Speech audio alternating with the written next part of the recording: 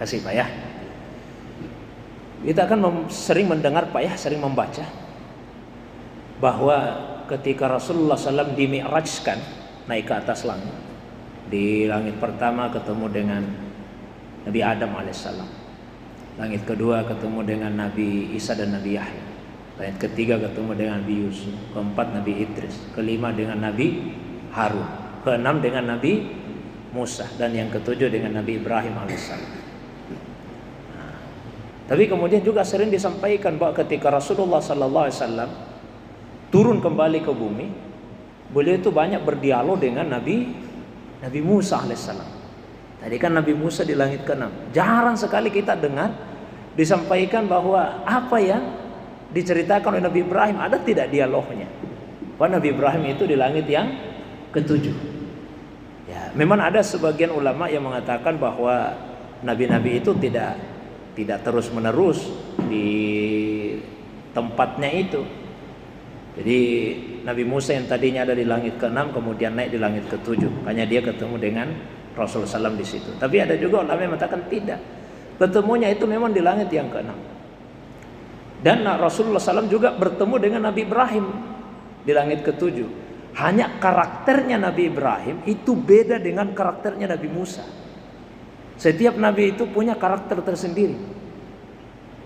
Nanti saya akan masuk kepada pertanyaannya, apa hikmah di balik dialognya Rasulullah SAW dengan Nabi Musa. Saya sampaikan dulu bahwa karakter setiap nabi itu beda. Ya, meskipun tentu banyak persamaannya, tapi ada karakter tertentu yang berbeda. Nabi Ibrahim alaihissalam karakternya itu tafwid, selalu menyerahkan segalanya kepada Allah Subhanahu wa taala. Tawakalnya kepada Allah Subhanahu wa taala itu sangat tinggi. Itu Nabi Ibrahim. Tidak banyak keluhannya, tidak banyak pertanyaannya, itu Nabi Ibrahim. Beliau pernah ditanya oleh salah seorang umatnya, Ibrahim, mengapa Allah menjadikan engkau sebagai khalilnya, kekasihnya, orang dekatnya? Di Al-Quran disebut, wattakhadallahu Ibrahima khalila. Allah menjadikan Ibrahim itu sebagai khalil, sebagai kekasihnya, orang yang dekat dengannya. Dan Nabi Ibrahim ada 3. Yang pertama kata beliau, ikhtartu amrallahi ala amri ghairi. Saya selalu lebih memilih perintah Allah daripada perintah selain Allah. Yang kedua, mahtamamtu bima takaffalallahu bi. Saya itu tidak pernah risau, tidak pernah khawatir terhadap apa yang Allah sudah jamin atas diri saya. Allah menjamin rezeki saya, Allah jamin keselamatan saya, tidak risau lagi. Beliau tafwid, penyerahan dirinya kepada Allah itu mencapai puncaknya. Yang ketiga, mata asyaitu wa mata gaddaitu illa ma'addaib. Saya tidak pernah makan baik itu di siang hari ataupun di malam hari kecuali bersama tamu. Tidak pernah beliau makan sendiri, Pak. Mesti ada yang menemaninya. Nah, tapi yang ingin saya tekankan di sini yang kedua, penyerahan dirinya kepada Allah itu sangat besar. Kita biasa juga barangkali Pak ya mendengar kisah bagaimana ketika beliau berada di dalam kobaran api itu, kan datang Jibril alaihissalam. Yang namanya malaikat kalau bergerak semua atas perintah Allah. Tidak pernah malaikat itu bergerak atas keinginannya sendiri. Beda kita ini manusia Pak, dikasih kebebasan oleh Allah. Malaikat tidak. Kalau dia bergerak itu semata-mata atas perintahnya. Datang Jibril menyampaikan kepada Ibrahim yang saat itu dalam kobaran api, Ibrahim, apa yang kamu butuhkan dari saya? Apa yang saya bisa bantu? Coba jamaah sekalian, kalau kita yang mengalami seperti itu dalam kobaran api, datang Jibril, apa yang saya bisa bantu? Pasti kita mengatakan, padamkan dulu ini api Jibril. Ibrahim tidak.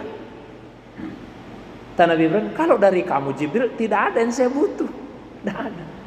Hasbi Allahu wa ni'mal wakil, ni'mal maula wa ni'man nasir. Cukuplah Allah bagi saya. Cukup Allah bagi saya. Saya tidak butuh selain Allah. Dialah Allah, ya. Ni'mal wakil, sebaik-baik wakil yang akan mengatasi segala masalah. Ni'mal maula wa ni'man nasir. Sebaik-baik pelindung, sebaik-baik penolong. Saya tidak butuh selain Allah. Itu karakternya Ibrahim. Tapi saya harus sampaikan juga, ada salamnya Nabi Ibrahim kepada kita ini umatnya ketika ketemu Rasulullah SAW di langit ke-7. Mungkin itu tidak terlalu sering disampaikan. Yang banyak kan Nabi Musa. Sebetulnya Nabi Ibrahim juga titip salam kepada kita melalui Rasulullah SAW.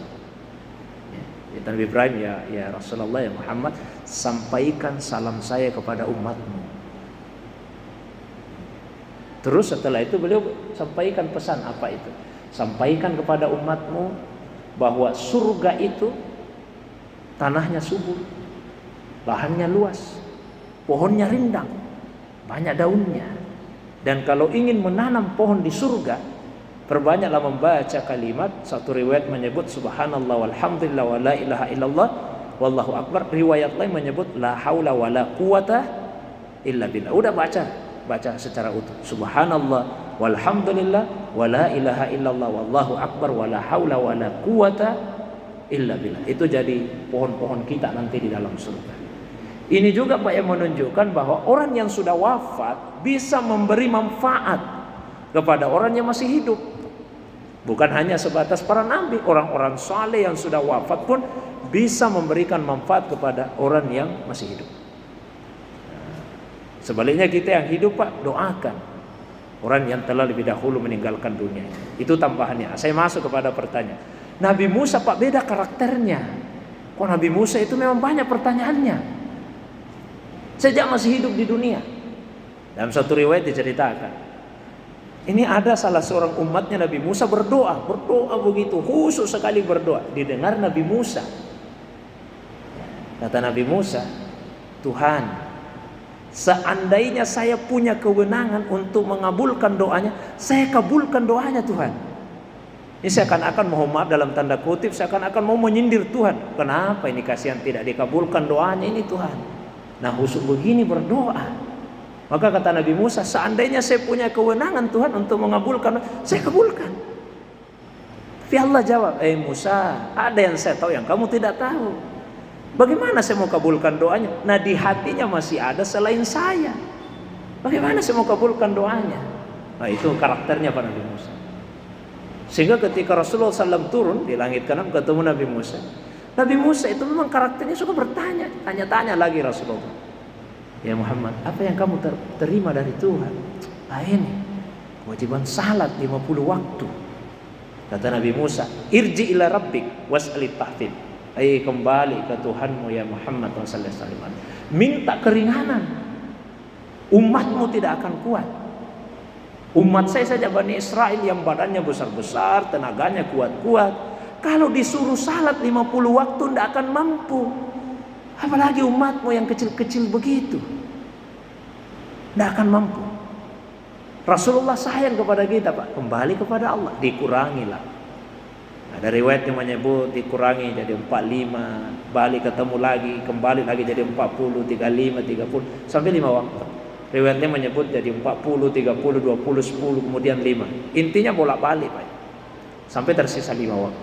Itu pun Rasulullah masih meminta. Muhammad, itu pun Nabi Musa masih meminta kepada Rasulullah, kembali kepada Tuhan, umatmu tidak akan kuat. Kata Nabi, laqad istahyaitu mir rabbi. Saya sudah malu-malu kepada Allah. Saya malu-malu ini Musa. Berulang-ulang kali saya bolak-balik. Udahlah nih 5 waktu Pak. Ini kisah Bapak Ibu ada di dalam Sahih Bukhari. Dalam kitab Sahih Bukhari. Nah, kenapa saya sebut sumbernya? Kan biasa ada yang meragukan kisah ini dengan alasan masa Tuhan mengubah keputusannya. Memang Tuhan tidak mengubah Pak keputusannya. Allah SWT tidak mengubah keputusan. Di hadis itu disebutkan di ujungnya, setelah 5 waktu Allah berfirman, la yubaddalul qawlu ladayya. Firmanku, ketetapanku tidak pernah berubah di sisiku. Dia tidak berubah. Masa tidak berubah dari 50 menjadi 5? 50 itu fadlun, 5 itu adat. Jadi 50 itu fadl, keutamaan. 5 itu jumlah. Dari segi jumlah 5, tapi dari segi keutamaan 50. Jadi yang Allah sampaikan di awal itu keutamaan, di akhirnya jumlahnya. Maka jika ada yang salat 1 waktu, keutamanya itu 10 waktu. Salat 2 waktu 20 waktu, salat 5 waktu sama dengan 50 waktu. Itu diantaranya hikmah yang sangat menarik juga. Ini dikemukakan oleh para ulama tasawuf. Para ulama tasawuf. Coba Pak Muhammad, kalau misalnya kita memandangi wajah seseorang, paling bercahaya wajah itu kalau sudah selesai salat. Kalau ada orang selesai salat itu bercahaya wajahnya Pak. Asal salatnya khusyuk, tenang betul dia salat. Ya. Mengapa demikian? Orang salat kan menghadap Allah, dia serap cahaya Allah SWT. Apalagi Rasulullah SAW yang berjumpa langsung dengan Allah Subhanahu wa taala, dia serap nur ilahi itu. Beliau bercahaya. Nabi Musa alaihissalam merasakan kenikmatan dan terpesona memandang wajah Nabi sallallahu alaihi wasallam. Maka beliau ingin berlama-lama dan berulang-ulang merasakan kenikmatan memandangi wajah Nabi yang telah berjumpa langsung dengan Allah SWT. Apalagi Nabi Musa punya memori di Bukit Tursina ketika dipanggil oleh Allah Subhanahu wa taala.